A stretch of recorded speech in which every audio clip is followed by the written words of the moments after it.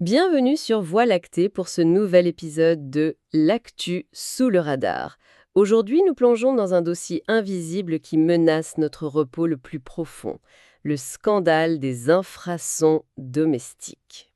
Imaginons un instant la scène. On s'allonge dans une chambre parfaitement silencieuse.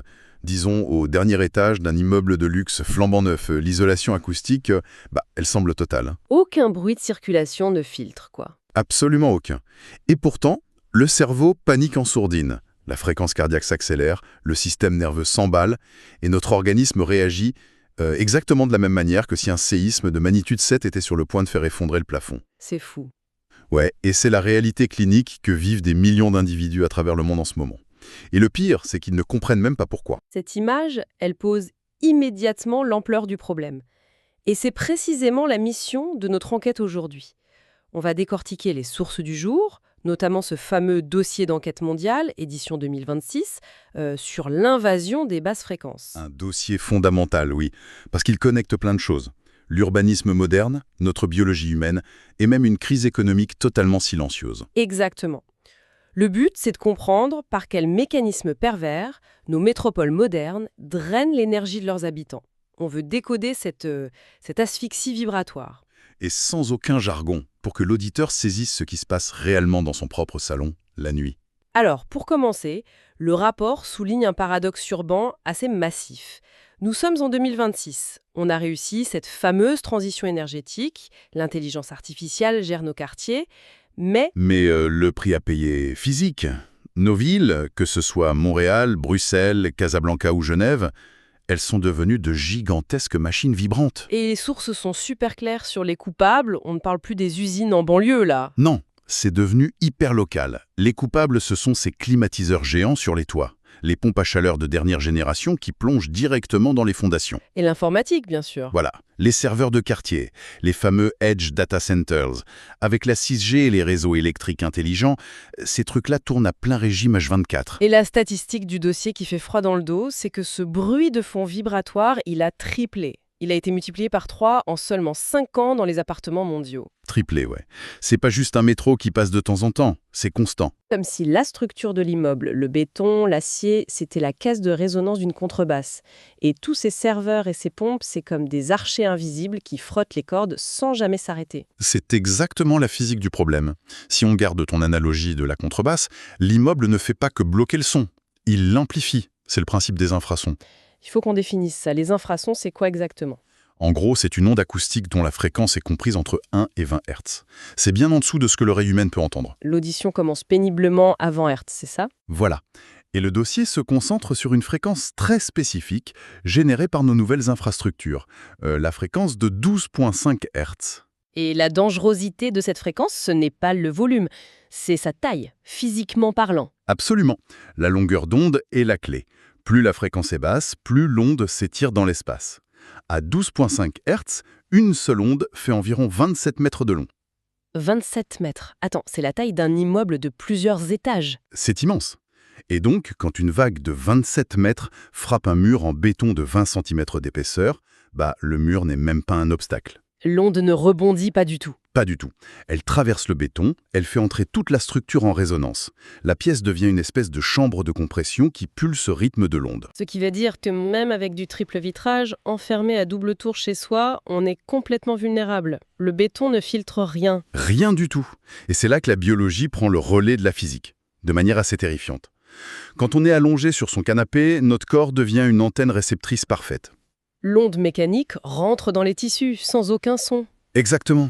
À 12,5 Hz, c'est la fréquence de résonance de nos propres cavités corporelles. La cage thoracique, qui est remplie d'air, se met à vibrer en sympathie avec le bâtiment. C'est très perturbant à imaginer. Et ça va plus loin. Les fluides internes, le plasma, la lymphe, tout ça subit des variations de pression microscopiques. On est littéralement massé de l'intérieur par une force invisible. Ce qui m'a vraiment choqué dans l'enquête, c'est que l'Organisation mondiale de la santé est complètement dépassée par ça. Le corps humain réagit hyper mal à un truc qu'il n'entend pas. Pourquoi ? C'est notre cerveau primitif. Faut remonter à nos origines évolutives. Au cours de notre évolution, les seules choses dans la nature qui produisaient des infrasons aussi puissants, en dessous de 15 Hz, C'était les catastrophes, j'imagine. voilà, un tremblement de terre, une avalanche ou les pas d'un prédateur géant. Donc, notre système nerveux, et plus particulièrement l'amygdale, est programmé pour interpréter ça comme une menace vitale immédiate. Donc rationnellement, on sait qu'on est en sécurité dans notre lit, mais notre corps, lui, il hurle au danger de mort. C'est ça. L'amygdale reste en alerte maximale. Elle attend un séisme qui n'arrive jamais, même en plein sommeil profond. Et cette tension, elle provoque des dégâts réels. Le dossier liste 3 syndromes cliniques majeurs. Il ne faut surtout pas survoler ces données. Le premier, il a un nom assez évocateur, le mal de mer terrestre. Une appellation très juste. Les gens se réveillent avec des nausées inexpliquées, des sueurs froides, des vertiges. C'est un conflit sensoriel pur. Un peu comme le mal des transports. Exactement. Toute la nuit, l'oreille interne a enregistré les micropressions des infrasons. Elle dit au cerveau « Attention, on est en mouvement, comme sur un bateau ». Mais quand la personne ouvre les yeux, les murs de la chambre ne bougent pas. Et le cerveau bug. Il n'arrive pas à concilier ce qu'il voit et ce qu'il ressente, donc il déclenche un réflexe de nausée. C'est dingue! Et le deuxième symptôme, c'est carrément de la torture neurologique. On parle de micro-réveils cérébraux. Et la temporalité est super clinique. Ouais, les électroencéphalogrammes de 2026 sont formels. Le cerveau est expulsé de son sommeil paradoxal exactement toutes les 15 minutes. Toutes les 15 minutes, précisément. Ça ne peut pas être une coïncidence. Pas du tout. Ce rythme correspond méticuleusement au cycle thermodynamique des pompes à chaleur urbaines. Le moment où les compresseurs se relancent. Exact. Le dormeur n'ouvre pas les yeux, il ne s'en souvient pas au réveil. Mais son sommeil est complètement haché. Les toxines neuronales ne sont pas nettoyées. Et cette pression constante nous amène au troisième symptôme, qui est circulatoire, l'hypertension nocturne. Bah oui. Parce que si ta cage thoracique est compressée rythmiquement par l'immeuble, le système cardiovasculaire doit compenser. Le cœur est obligé de travailler plus fort. Normalement, la nuit, la tension baisse, le cœur se repose.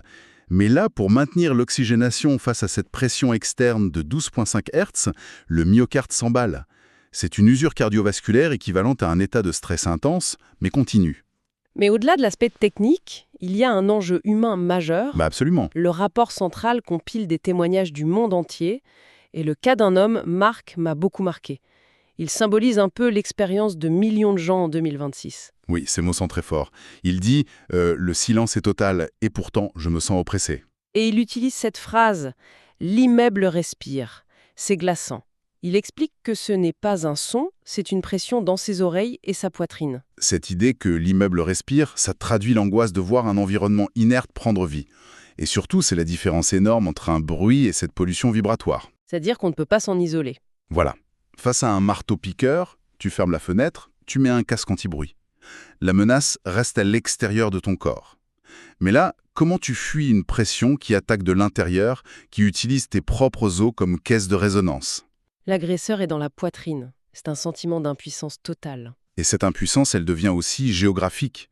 C'est le point tragique du témoignage de Marc. Oui, il explique qu'il a déménagé, il a changé de quartier, il est même parti dans une autre métropole. Et la respiration de l'immeuble l'a suivi. Partout. Parce que l'infrastructure écologique globale est partout. On a créé un confort écologique parfait pour les données et le climat. Mais on a complètement oublié la biologie humaine. On a oublié le système nerveux, ouais. La décarbonation et la numérisation, attention, ce sont des nécessités absolues. Bien sûr, il ne s'agit pas d'être contre la transition énergétique. Non, le rapport ne remet pas ça en question. Mais il pointe du doigt que l'environnement qu'on a créé est optimisé pour les machines et se révèle hostile pour le vivant. Mais alors, en tant qu'observateur neutre de ce dossier, je me pose une question. Comment ça se fait que les autorités sanitaires laissent passer ça? Pourquoi on n'impose pas des limites strictes sur ces installations? C'est là que le bas blesse juridiquement. Parce qu'il y a un vide juridique, c'est ça? Pire qu'un vide. Le rapport appelle ça l'arnaque des décibels.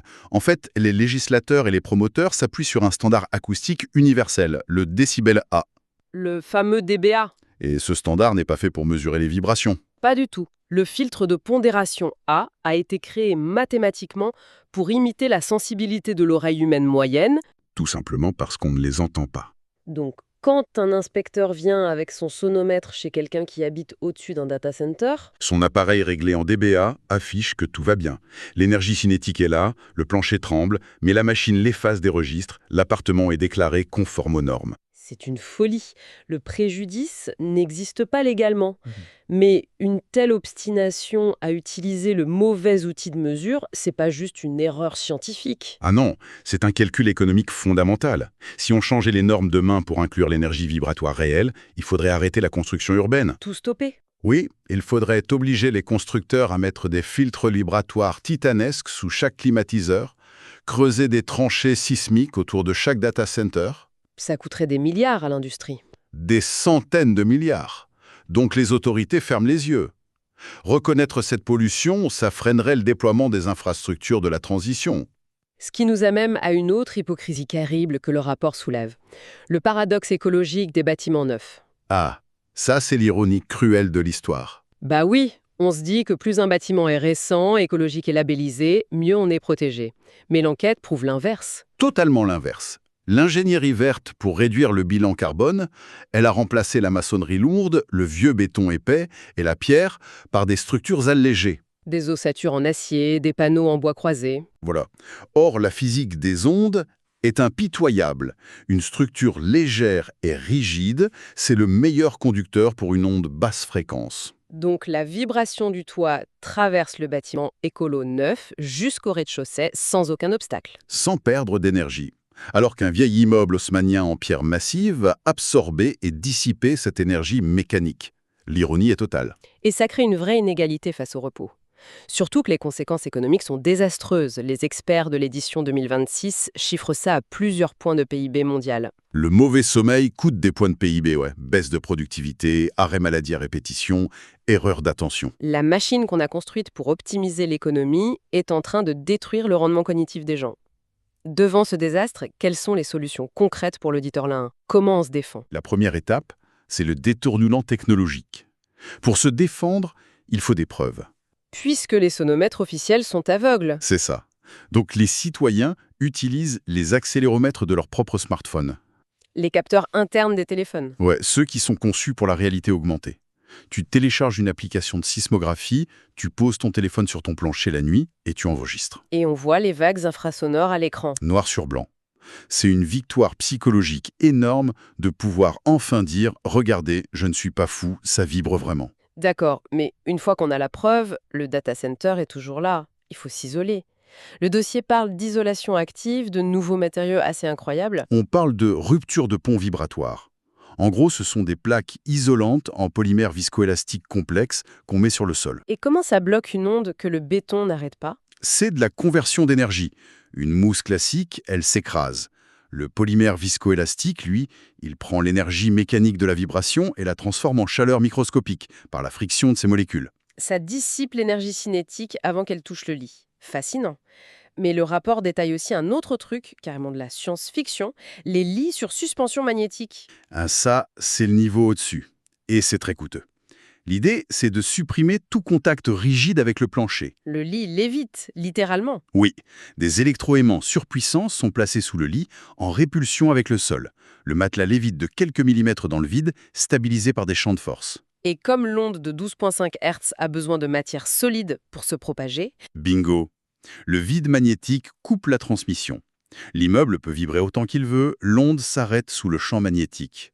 Le dormeur est dans une bulle d'immobilité parfaite. c'est brillant technologiquement, mais le coût astronomique pose un vrai problème d'équité. C'est le cœur de la conclusion sociale du rapport. Partout dans le monde, sur les réseaux, des gens partagent leurs relevés de smartphone. Et un mouvement émerge. Le mouvement pour le droit au silence vibratoire. Exactement. Ce n'est plus juste de l'écologie, c'est la défense de notre intégrité biologique contre la prolifération des infrastructures. C'est le nouveau combat de santé publique, comme la lutte contre la pollution de l'air il y a quelques décennies. Ça nous amène d'ailleurs à une réflexion finale assez vertigineuse qui n'est pas écrite telle quelle dans les sources, mais qui en découle logiquement. Si la densité urbaine s'accélère, si on rajoute toujours plus de pompes thermiques et de serveurs pour alimenter la ville du futur... La surface entière des métropoles va vibrer d'un seul bloc. Exactement. Et dans ce futur-là, est-ce que l'immobilité physique absolue ne va pas devenir le luxe ultime?